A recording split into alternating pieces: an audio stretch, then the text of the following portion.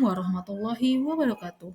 Salam Om Swastiastu, Namo Buddhaya, salam kebajikan, selamat sejahtera bagi kita semua.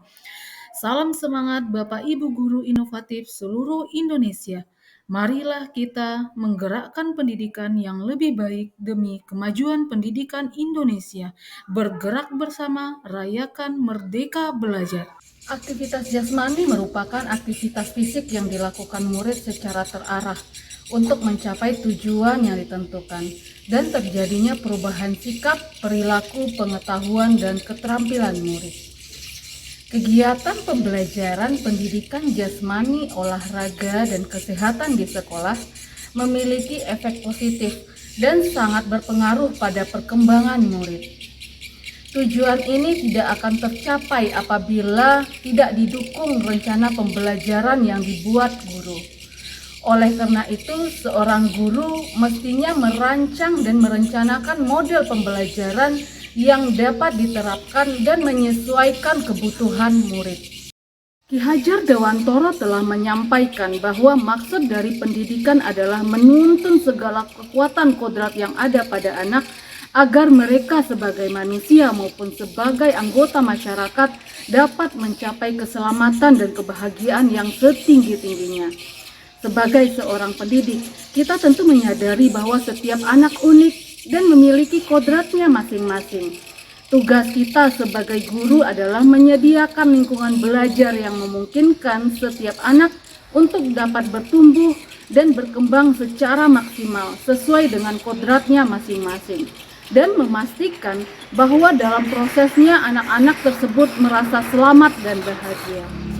Memaksimalkan potensi dan kemampuan yang dimiliki murid sudah seharusnya kita sebagai seorang guru membimbing dan menuntun mereka dengan menerapkan pembelajaran yang berpusat pada murid dan sesuai dengan kodratnya masing-masing. Usaha guru untuk menuntun murid sesuai dengan kodratnya dapat dilakukan dengan pembelajaran berdiferensiasi yang dilakukan di kelas. Pembelajaran berdiferensiasi adalah usaha guru untuk menyesuaikan proses pembelajaran di kelas untuk memenuhi kebutuhan belajar individu murid. Seorang guru pendidikan jasmani, olahraga, dan kesehatan juga harus memperhatikan kemampuan masing-masing muridnya. Sejalan dengan gaya mengajar yang dikembangkan oleh Muska Moston dalam spektrum gaya mengajar inklusi atau gaya cakupan, di mana seorang guru pendidikan jasmani, olahraga, dan kesehatan mengenalkan tingkat kesukaran yang berbeda dalam melakukan tugas gerak yang sama. Sebelum pembelajaran diferensiasi dimulai, kita dapat mengategorikan kebutuhan belajar murid berdasarkan 3 aspek. Yang pertama, kesiapan belajar murid atau readiness. Yang kedua, minat murid. Dan yang ketiga adalah profil belajar murid. Mengidentifikasi kebutuhan belajar murid dapat dilakukan dengan berbagai cara.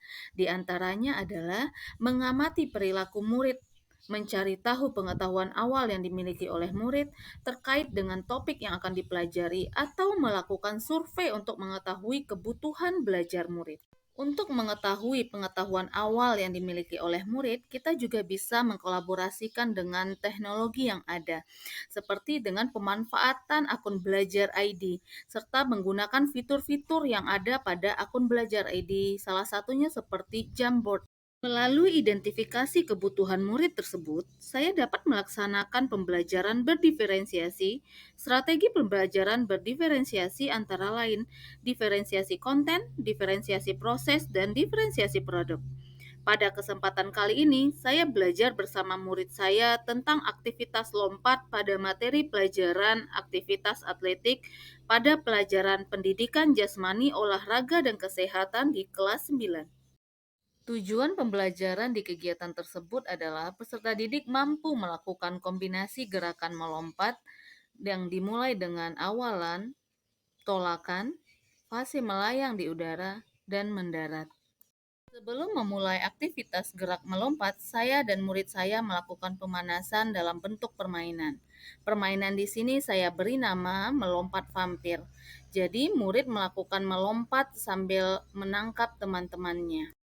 Kontak bentuk latihan gerakan lompat. Yang pertama nanti ini yang Ibu levelkan tadi, yang level kesukarannya mudah dilakukan. Yang ini yang sulit dilakukan itu pedangnya. Nah, selanjutnya saya meminta murid bekerja dalam kelompok kecil sesuai kemampuan mereka.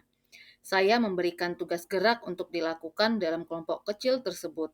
Selama proses murid melakukan kegiatan, saya memastikan mengobservasi dan memantau keterampilan gerak murid-murid.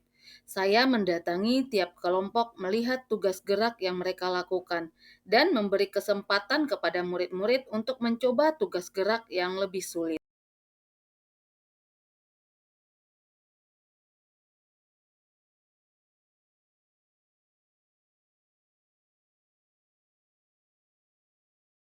Selain itu, dalam pembelajaran berdiferensiasi proses, saya juga memberikan perhatian lebih kepada murid yang membutuhkan waktu lebih lama dalam melakukan tugas gerak melompat. Sedangkan murid yang lebih mudah dalam melakukan tugas gerak bisa belajar mandiri. Selama pembelajaran berlangsung dalam diferensiasi proses, saya juga melakukan asesmen formatif. Saya melakukan penilaian dengan mengamati proses belajar serta melakukan percakapan tentang tugas gerak yang dilakukan.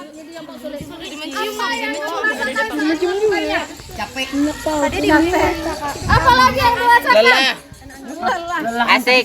Apalagi yang dirasakan? Kagok. Sesak napas. Oke, dari tadi kamu lakukan, tadi kita bilang dari awalan lompat jauh ada 3 tahapan. Ada awalan, ada melorot, ada melayang. Dan ada penjalannya. Tadi sebagian ada yang melakukan bertolak itu 1 kaki apa 2 kaki? 1. Tadi ada sebagian yang melakukan ya pas menolak itu 2 bertumpu dengan 2 kaki baru melompat. Jadi harusnya bagaimana? Dengan 1 kaki.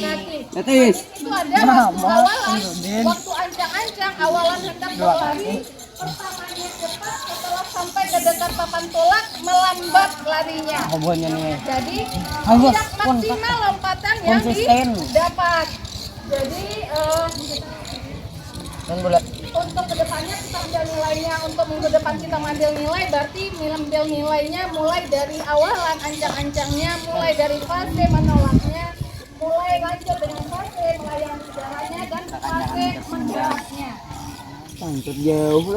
Jadi tidak ada lagi yang melakukannya bertumpu pas menolak, bertumpu dengan 2 kaki, tetapi bertumpu dengan 1 kaki. Oke. Sudah?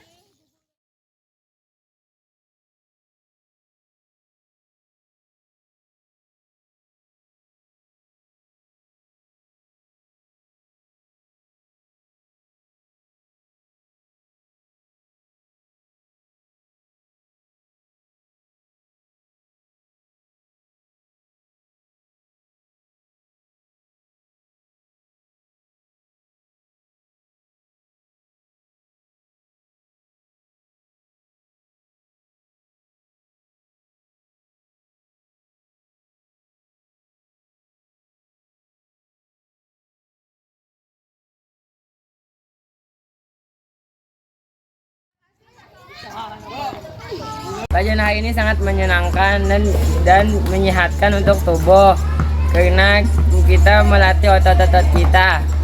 Asik, seru, lebih lebih motivasi ke anak-anak muridnya. Kayak asik aja, humble, enak. Belajar olahraga banyak dapat manfaatnya karena belajar melompat, loncat, macam-macam juga. Bapak dan Ibu, demikianlah video praktik baik proses pembelajaran berdiferensiasi yang saya terapkan di kelas. Diharapkan melalui proses pembelajaran berdiferensiasi terbentuk generasi budaya belajar. Salam Merdeka Belajar.